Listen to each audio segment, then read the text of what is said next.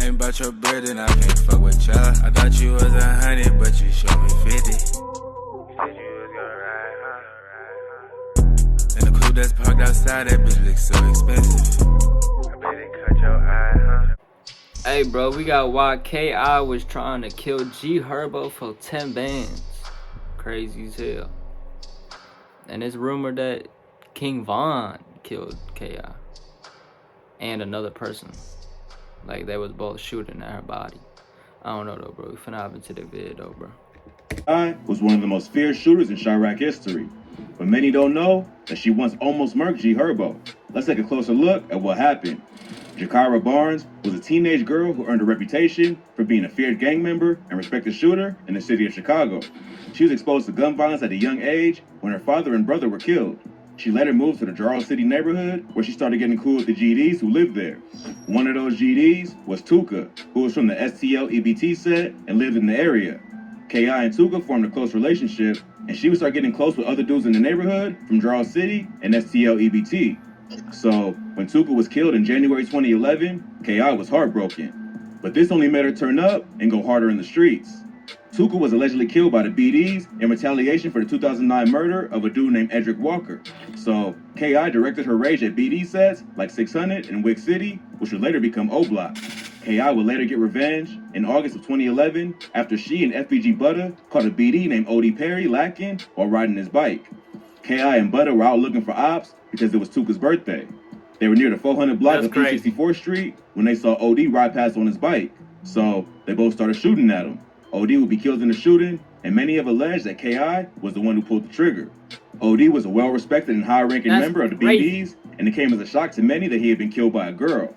After OD was killed, the BDs in Wick City started going by the name O-Block and vowed to get revenge on STL EBT, who were now going by the name Tukaville. So, K.I. was the one who first sparked the beef between O-Block and Tukaville, which continues to this day. After OD's death, K.I. got addicted to the street life and became one of the most feared shooters in Chicago. It's even been rumored that she started training younger kids in the area on how to rob and do drills like her. One of those kids was her cousin, Tyquan Tyler. In 2012, Tyquan would be killed while attending a house party with his sister. During the party, there was a fight, and shots ended up going off.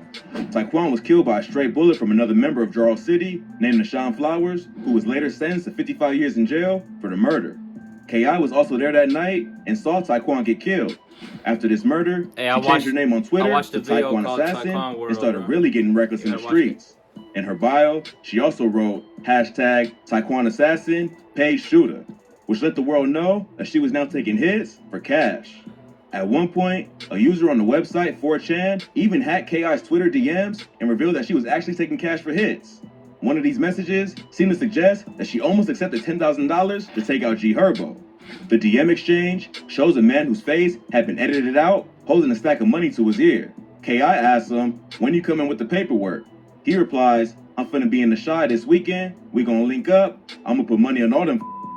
So the person hiring the hit wasn't even from Chicago, which is suspicious from the start.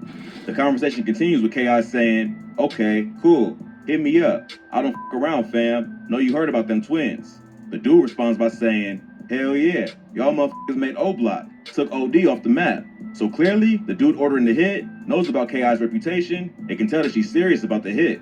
After that, K.I. gets a little sketched out and tells the dude to delete the DMs because the cops are onto her. He tells her it's all good and he'll hit her line when he's in the city. That's when K.I. drops the bombshell and says, "10K for Lil Herb up front." So K.I. was really agreeing to take out one of Chicago's most respected rappers for 10 grand. G Herbo, also known as Lil Herb, is a rapper from the South Shore neighborhood of Chicago. She really just wanted As a teenager, Herb became affiliated with the No Limit Muskegon Boys gang, who were made up of renegade sets of the GDs and Black Peace Stones. Herb and his childhood friend Lil Bibby were originally members of a renegade stone set called No Limit. They later formed an alliance with the renegade set of the GDs called the Muskegon Boys. Together, they formed NLMB, which stood for No Limit Muskegon Boys, or Never Leave My Brothers Behind. So being made up of two renegade sets from larger, more powerful gangs in the city, NLMB was beefing with pretty much everybody. Their main ops were Lakeside, KTS, Black Mob, No Limit, Death Row, and many others. But they were not known to beef for STL EBT. NLMB is based on the east side, and STL is based on the south side. So they never had any real reason to beef. NLMB did have problems with Jarl City, which is maybe the reason why KI was willing to do the hit on G Herbo, but it doesn't explain who was behind the messages. Before blowing up as a rapper, Herb had a lot of enemies in the streets. His main beef was with a GD set called KTS, which had two popular rappers, KTS Vaughn and KTS Dre.